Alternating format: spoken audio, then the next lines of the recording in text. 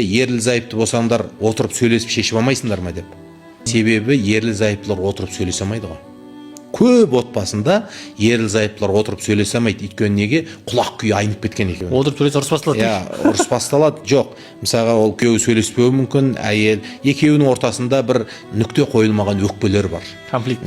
Екеуі сөйлессе, бітті, шекарадан шығып кетіп, бір-біріне айтпау керек сөздерді айтып қойған. Ауыр сөздер айтып қойған. Айтпау керек сөздер айтылып қойған.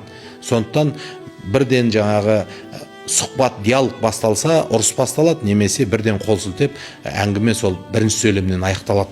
Сондықтан қазір көп отбасыларға отырып сөйлесіп шешіп алмайсыңдар ма деген сөзді қай айтасың, білесің ба? Тыныш, бақытты отбасыларға айтасың. Ішіп жемі жететін, кредиті жоқ, басында өздерінің үйі бар, былайша айтқанда күйеуінің өзінің өмірде орны бар, әйелінің өзінің өмірде орны бар, балалары ауырып жатқан жоқ. Сондай отбасыға ғана айта аласың, отырып сөйлесіп алсаңдар деп.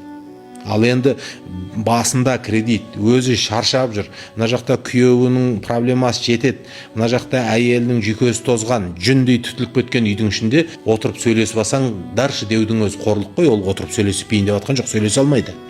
Отырып сөйлессе баяғыда сөйлесіп алар еді ғой, сөйлесілмейді. Сондықтан мен айтып жатқаным, қазір бізде проблемалар шешілмек түгіл көтерілмейтін жағдайға жеткен ғой. Кейбір қажет емес дүниені тастасаң, біраздан кейін ол жерден иіс шығады.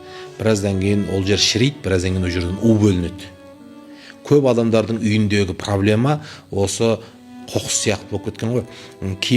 Кейбір отбасыларда жайлап иісі шығып жатыр сыртқа проблеманың. Кейбір отбасылар абырсып аяқ алып жүретін жер болмай жатыр, ал кейбір отбасылардан у шығып жатыр ғой қазір. У шығып жатыр. Міне біздің қазіргі проблемамыз сол.